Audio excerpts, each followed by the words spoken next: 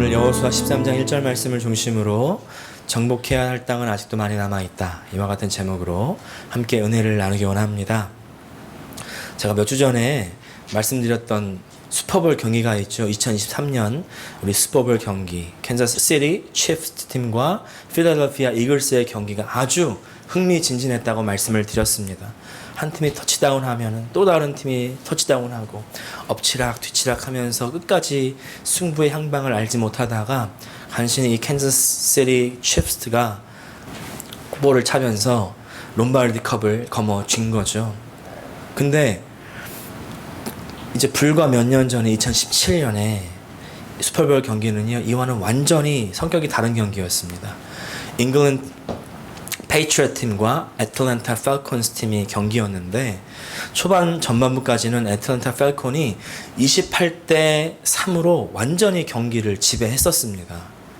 그래서 초반에 그 누구도 팰콘이 다 이길 것으로 생각을 한 겁니다. 근데 후반부는요, 완전히 양상이 달라졌습니다. 이제 후반부에 이 상대편 팀이 25점을 몰아넣어가지고 28대 28점으로 동점을 만들어버리고 결국 영장전까지 가가지고 터치다운으로 잉글랜드 페이트리엇가 역전극을 선보인 겁니다. 슈퍼볼 역사상 가장 최고의 역전 플레이였다고 하는데요. 지금 제가 무슨 말씀을 드리는 거냐면 전반전에 아무리 게임 플레이를 잘했어도요, 후반전까지 끝까지 이어지지 못하면은 결국 무용지물이라는 거 아니겠습니까? 우리 신앙생활도 마찬가지입니다. 처음엔 너무나 은혜롭고 또 기분이 좋죠. 행복합니다. 우리 주님과 이렇게 평생 행복하게 살 것 같아요. 근데 1년이 지나고 2년이 지나고 계속 시간이 지나면서 시험거리들이 한두 개씩 생기고요. 또 내 삶에 어려움들이 생기고요. 점점 믿음에서 탈락하는 사람들도 우리가 보게 됩니다. 너무나 안타까운 겁니다. 저는요, 항상 무릎을 꿇고 기도하는 한 가지 기도의 제목이 있습니다. 그것은 바로 끝까지 변치 않게 해달라는 것입니다. 처음에는 좀 잘할 수 있어요. 처음에는 아주 신실하게 보일 수 있습니다. 근데 끝까지 잘하는 건 어렵습니다. 끝까지 신실한 것은 참 어렵습니다. 그러나 우리가요, 끝까지 믿음을 지키고 끝까지 신실해야 됩니다. 어떤 시련, 어떤 고난도 이겨내셔야 됩니다. 오늘 여호수아 13장의 말씀은요, 그런 맥락에서 참 중요합니다. 여호수아서가 총 24장으로 되어 있는데 크게 두 부분으로 나뉘어집니다. 1장부터 12장까지는 가나안 땅을 정복하는 내용이고 13장부터 24장까지는 이 정복한 가나안 땅을 나누고 그 다음에 거기에 정착하는 내용입니다. 벌써 이 내용 자체가 의미심장하지 않습니까? 우리가 생각할 때 가나안을 딱 무찔렀으면, 승리했으면 다 끝났다, 이렇게 생각할 수가 있거든요. 그러나 그것은 절반뿐이라는 것입니다. 싸움에서 이겼으면 그 싸움에서 이기는 만큼 더 중요한 일이 있는데 그것은 바로 땅을 분배해서 정착하는 일입니다. 다 이겨놓고 정착하지 않으면 아무 소용이 없는 거예요. 다 싸워서 전리품을 다 뺏었는데 그걸 내 창고로 옮겨놓지 않으면 소용이 없는 것처럼, 열심히 싸워가지고 내 땅을 차지는 했는데 그 땅을 그냥 버려두면 거기가 무용지물의 쓰레기 땅이 되는 것처럼, 그죠? 땅을 정복했으면 거기에 잘 살아야죠. 내가 내 집을 짓고 뭔가 농장을 만들어서 그 땅을 나를 위해서 써 먹어야죠. 여호수아 후반부의 얘기는 바로 이런 이야기입니다. 여호수아 전반부 1장에서 12장까지는 하나님의 은혜로 내 적들과 다 싸워서 이기고 정복하는 이야기. 싸우고 이긴 거 잘했죠. 근데 거기서 끝나면 소용이 없습니다. 거기서 아무것도 하지만 거기서 끝나는 겁니다. 싸워서 이겼으면 내 몫을 분배를 받고 그리고 정착을 해야죠. 싸워서 이긴 게 끝이 아니라 정착을 해야 된다.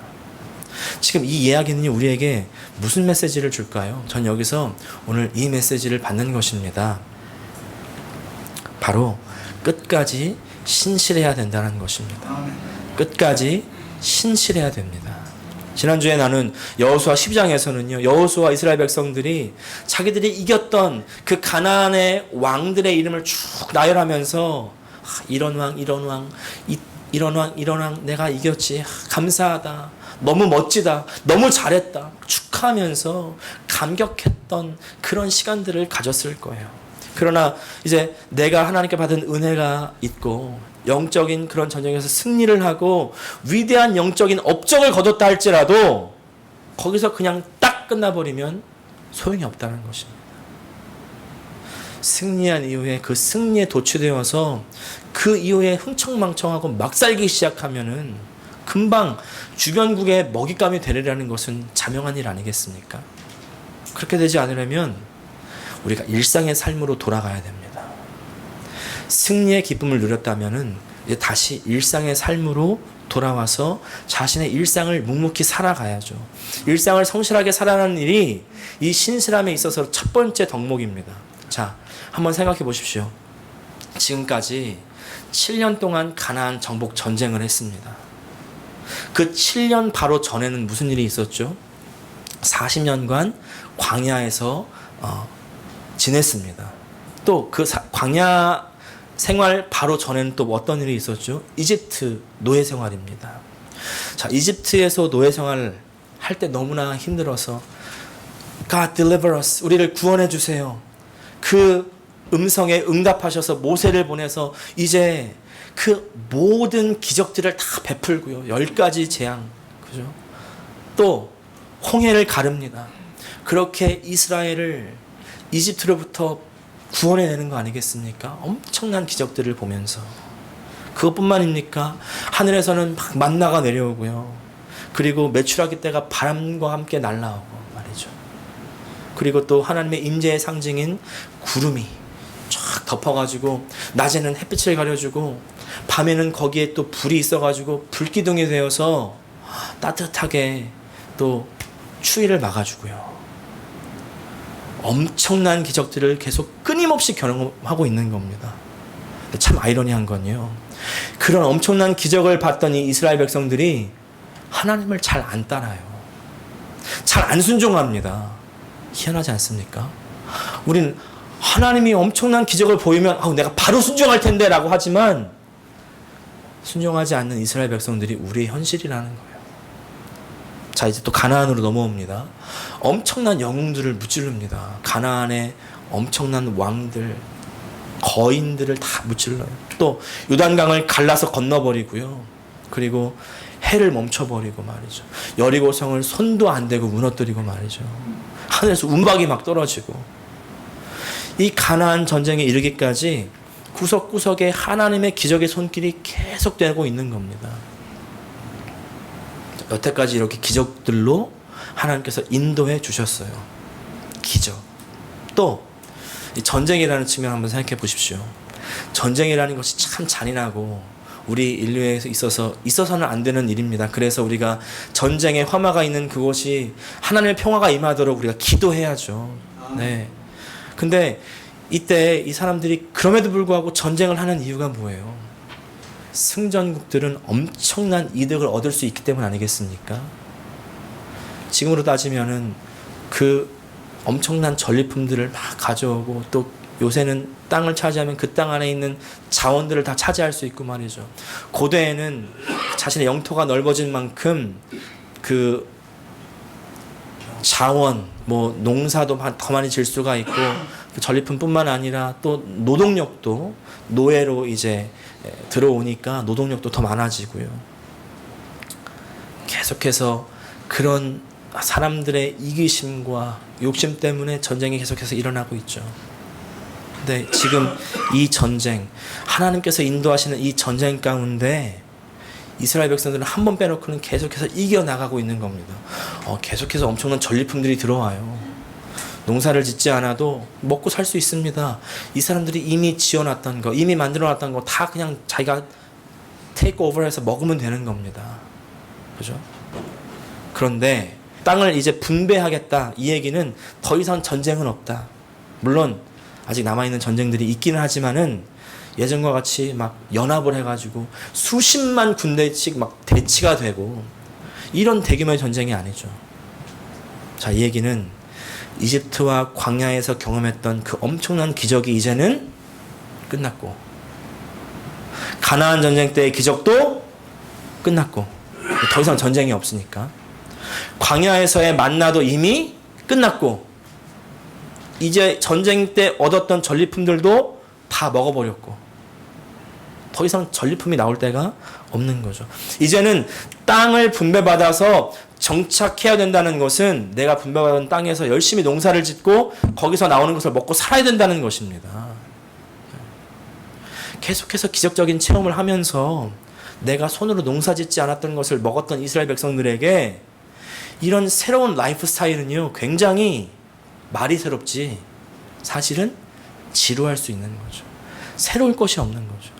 농사를 짓는 과정, 저는 농사를 지어보지는 않았지만 항상 외할아버지로부터 들었습니다. 이 밥알을 한 토를 남기면은 농사꾼이 어떻게 쌀 한 토를 짓기 위해서 언제부터 노력을 하느냐. 그 떼양볕에 땀을 흘리면서 잔소리를 한 30분을 듣고서 밥을 남기지 않게 교육을 받는 거죠. 너무나 힘든 거 아닙니까? 오래 기다려야 되죠. 계속 노력해야 되죠. 스펙타클한 게 없습니다. 비 오면 쓰러지지 않게 붙잡아줘야죠. 아이고 힘들어. 그야말로 이제요, 일상 새로울 것도 없고 기적적인 것도 없고 뭔가 대단한 것도 없고 사소한 것 소소한 것이 계속되는 지루한 일상을 살아가야 되는 것입니다. 여호수아 13장부터 24장까지를 읽어보시면요, 그렇게 큰 사건이 없습니다. 그냥 땅을 분배받는 그런 일들이에요. 이때 이스라엘 백성들에게 어떤 사람들은 사소한 일들밖에 없어서 불만이었을 수도 있겠습니다. 또 어떤 사람들은 그냥 그런 일들 계속 반복되는 게 별로 기분이 안 좋았을 거예요. 지루한 게 너무나 힘들었을 수도 있습니다. 근데 그걸 가지고 불평하고 불만한다면요, 이 사람들은 사소한 일이 반복되는 삶이 사실은 엄청난 일이라는 것을 잊어버렸다는 것입니다. 왜요? 왜 이 사소한 일이 반복되는 것이 사실은 엄청난 일일까요?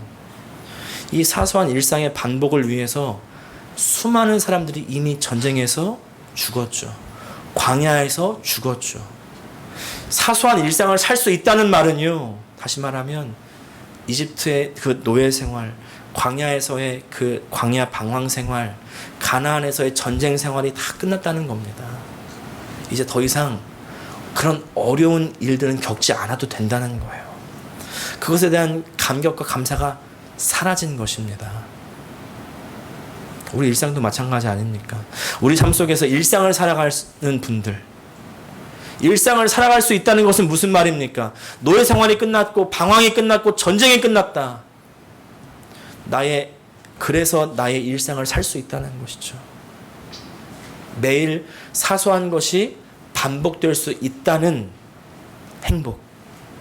여러분, 그 행복을 느끼실 수 있기를 축복합니다. 아멘. 이것이 은혜고 이것이 바로 하나님의 큰 기적의 손길의 결과라는 것이죠. 결과, 열매입니다. 사소한 일에서 행복을 느끼는 일을 소확행이라고 하잖아요. 소소하지만 확실한 행복. 이 소확행이 사실은 이스라엘 백성들이 벌써 그때 그 당시에 느꼈던 행복이라는 것입니다. 하나님께서 사랑하셔서 이 자리에 지금 부르신 하나님의 사랑하시는 백성 여러분, 하나님의 위대한 기적의 손길이 이미 우리 가운데 행하셨다는 것을 기억하시기를 바랍니다. 네. 그 하나님의 기적의 손길이 우리의 일상의 삶을 만들어준 거예요. 일상을 살도록 해주신 겁니다. 근데 만약에 일상을 감사하지 못하고 산다면 어떻게 될까요?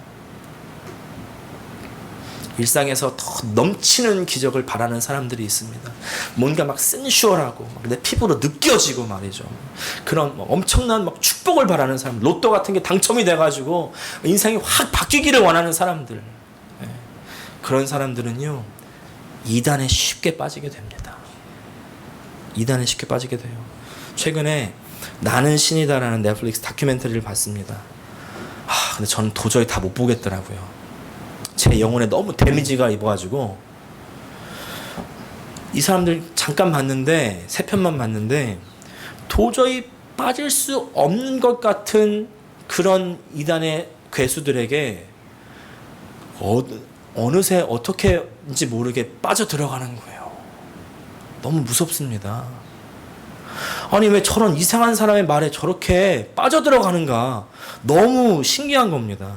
보니까 어떠한 사람들인가 보니까요, 어떤 사람들은 너무 불행한 삶을 살았던 사람들, 그래서 거기서 구원을 바라는 그런 사람들의 영혼을 막 도둑질해 간 거고요. 또 한 부류가 있는데 보니까 신앙생활을 너무나 잘했는데, 잘하다가 하나님의 기적의 손길을 바라면서 막 예언을 바라고 말이죠, 기적적인 병 나음만 얻기를 원하는 그런 사람들이 더 빠져들어가더라고요. 막 어떻게든 그냥 내 사업만 잘 되기를 바라고, 성공하기를 바라고, 마치 무당집에 가서 전 보듯이 그런 사람들이 빠져들어가더라고요. 우리가 일상에 감사하지 못하면 우리 신앙은 쉽게 병들 수가 있습니다. 일상에서 은혜를 얻지 못하면요, 사탄이 쉽게 틈을 타는 겁니다. 우리 모두 하나님께서 우리에게 주신 일상에 감사하면서 성실하게, 묵묵하게 살아갈 수 있으시기를 축복합니다. 나의 일상에 감사하며 그렇게 살아갈 때 우리가 끝까지 신실할 수가 있습니다. 그리고 여호수아가 바로 그 끝까지 신실한 모습을 우리에게 보여주는 겁니다. 이제 13장 1절을 읽겠습니다. 시작. 여호수아가 늙고 나이가 많아졌다. 주님께서 그에게 말씀하셨다. 너는 늙었고 나이가 많은데 정복해야 할 땅은 아직도 많이 남아있다. 이 13장 전까지는요, 여호수아의 나이에 대한 얘기가 전혀 나오지가 않습니다. 근데 이제부터는 나이에 대한 이야기들이 나옵니다. 지금 여호수아도 그렇고 다음 장에 나올 갈렙도 그렇고요. 출애굽 1세대들의 나이가 이제 많이 들은 겁니다. 그도 그럴 것이, 출애굽에서 광야를 헤맨 지가 벌써 40년이고 가나안 정복 전쟁은 벌써 7년이 지났고요. 예. 가나안을 정탐할 때 30대, 40대였던 사람들이 이제는 80대, 90대가 되는 거죠. 14장에 보면 갈렙은 85세라고 나오는데, 아마 학자들의 이야기는 여호수아가 어떤 사람들은 90대, 어떤 사람은 100세였을 것이다, 뭐 이렇게까지 주장하는 사람들이 있던데요. 또 어떤 분은 92세였다 이렇게 주장을 하더라고요. 우리가 정확한 나이는 알지는 못합니다. 성경에서 기록하지 않았기 때문에. 근데 추정해 볼 수가 있어요. 어떤 분은 92세다 이렇게 추정을 하는데, 네, 92세 어떻습니까? 우리 교회에도 80대 전후의 분들이 많으시고 벌써 85세 이상, 이제 90대 가까우신 분들, 그리고 90이 이미 넘으신 분들, 올해 이제 92세가 되시는 분들도 계시죠. 네, 우리 노사인 권사님 92세가 올해 되시는 3월 25일 날. 네. 남 얘기가 아닙니다. 남 얘기가 아니에요. 먼저요, 저는요, 우리 정말 사랑하는 시니어들, 정말 먼저 우리보다 오셔서 이 미국 땅의 이민자의 삶을, 고단한 이민자의 삶을 사시면서 정착하시고 후대를 키워내신 여러분께 먼저 박수를 한번 드리고 싶습니다.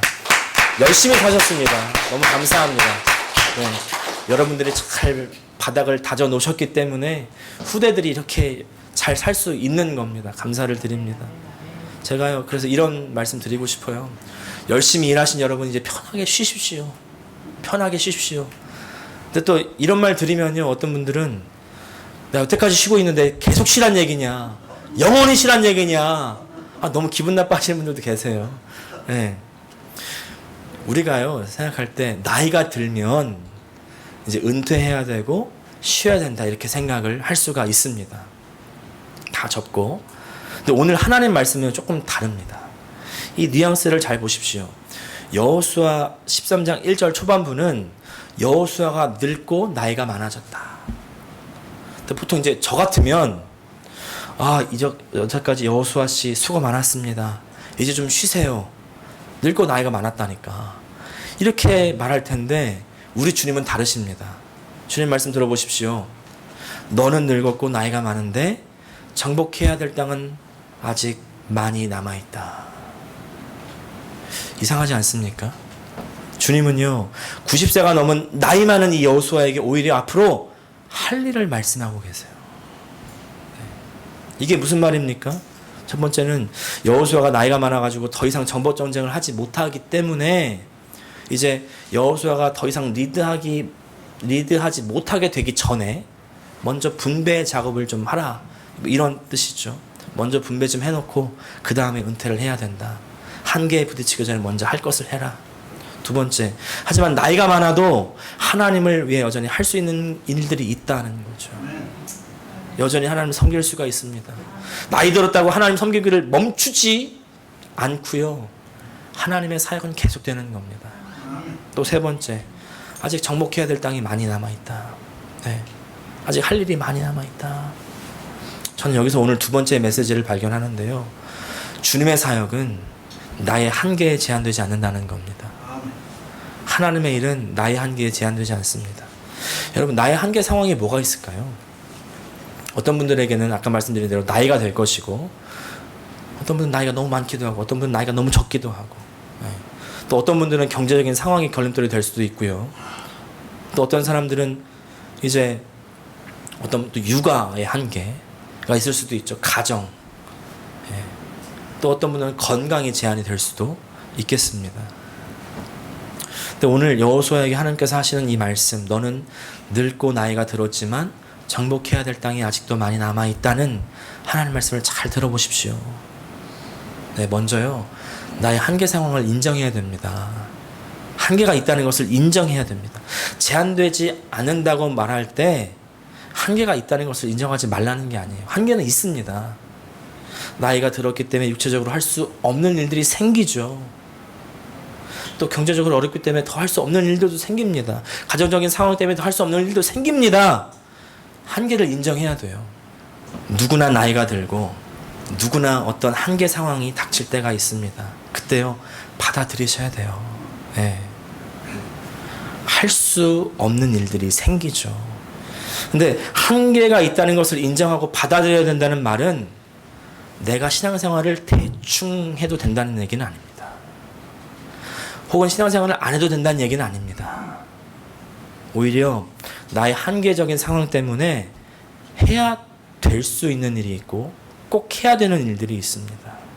그 한계 가운데 하나님께서 나에게 주시는 사역들이 있어요. 이분은요, 한원주 원장님입니다.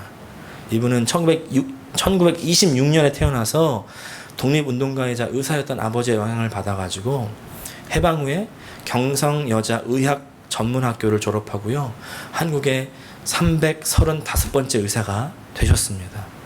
이분이 이렇게 얘기를 해요. 신앙은 이제 모태신앙이라고 하면서 누가 물으면 저는 크리스찬입니다 이렇게 얘기하고 주일날마다 그렇게 교회를 갔다는 거예요. 그냥 그런 신앙인이었다는 것입니다. 하지만 이분이 53세 때, 이른 나이죠, 갑작스럽게 남편이 작고하신 겁니다. 자기 평생에 가장 충격적인 사건이었다고 회고하시면서 남편이 죽고 나니까 이게 아닌데 내 생활에 뭔가 잘못됐구나, 그때서야 비로소 하나님을 붙잡게 되고 주님을 올바르게 영접했다고 고백하십니다. 그리고 그 이후에 나 같은 죄인 살리신 찬양이 계속 나오더래요. 그리고 나서 이분이 새로운 사명의 눈을 뜹니다. 가난하고 어려운 사람들을 위한 무료 진료를 시작한 겁니다. 자기 병원 다 접어버리고 의료 선교 원장으로 취임해서 의료 선교에 매진하고요. 또 82년에는 전인 치유소를 개설해서 무려 30년간 소외계층을 돕는 일에 힘을 쓰십니다. 그리고 83세의 나이에 이 전인 치유소를 은퇴하시는데 거기서 끝이 아니었습니다. 함께 영상 보시겠습니다. 전인 치유소 은퇴 이후에도 그녀는 멈추지 않았습니다. 10여 년 전, 83살의 나이에 그녀는 이 요양병원을 자신의 마지막 근무지로 선택합니다. 일주일 중 5일을 이곳에서 환자들과 함께 지내고 혹 아파서 일을 못하게 되면 이곳에 입원해 죽을 때까지 있는 것. 그녀의 계약 조건입니다. 처음에 이 병원에 왔을 때 아침에 일어나서 가탱을 이렇게 거두니까 노란 꽃이 만발하고 있었어요. 너무 아름다워요. 그냥 자연이 나도 모르게 참 아름다워라 이걸 갖다가 부르기 시작했는데 거의 아침마다 불렀어요.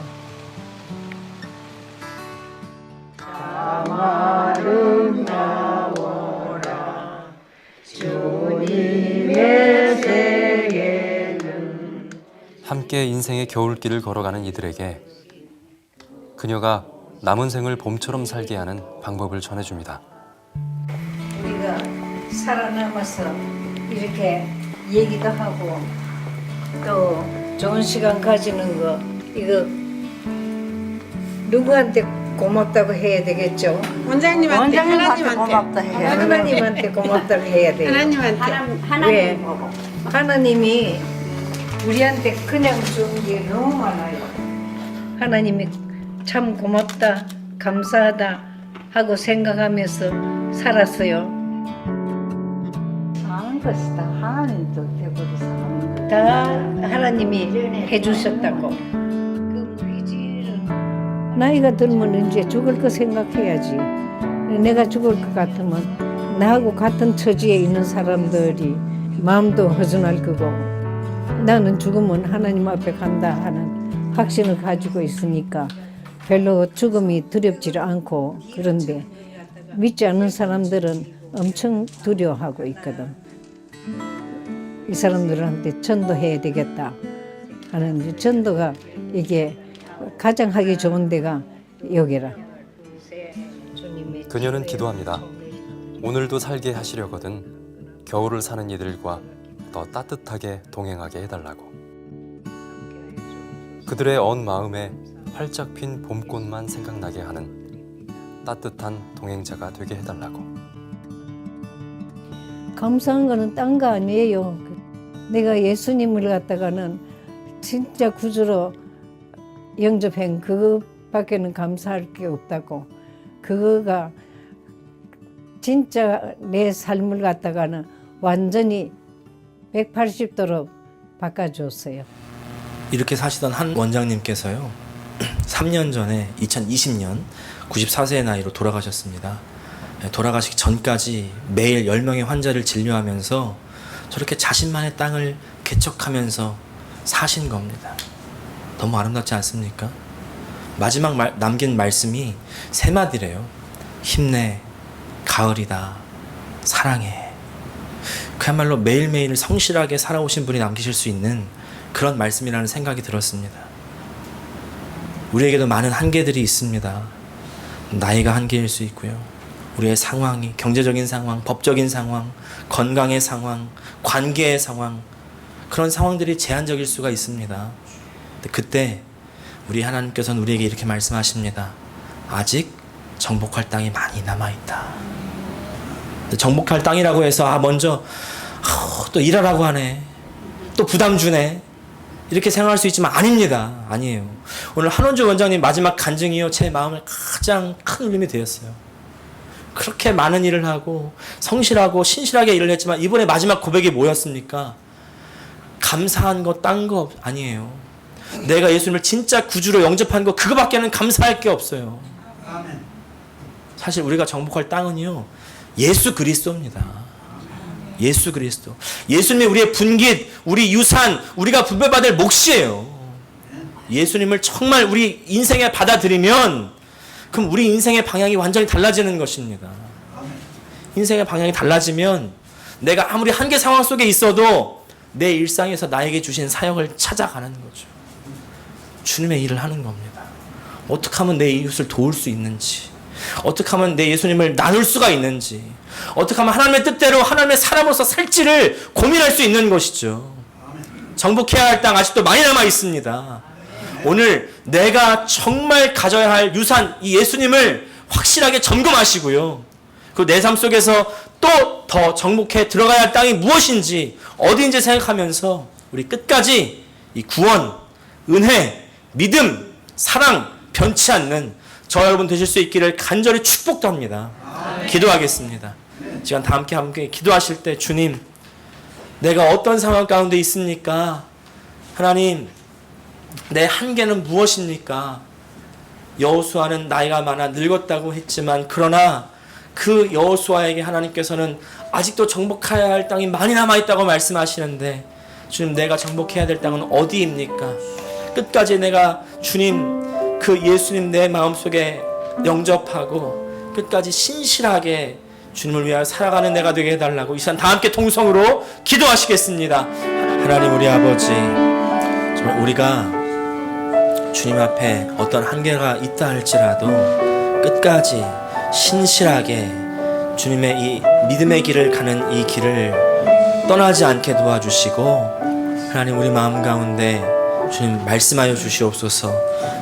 늙고 나이 많은 이 여호수아에게 주님께서 아직도 정복해야 될 땅이 많이 남아있다고 말씀하신 것처럼 우리에게 말씀하시며 우리가 할 수 있는 일들, 우리 한계 상황 가운데에서도 주님을 위하여 살 수 있는 그 은혜를 허락하여 주시옵소서. 예수님의 이름으로 기도합니다.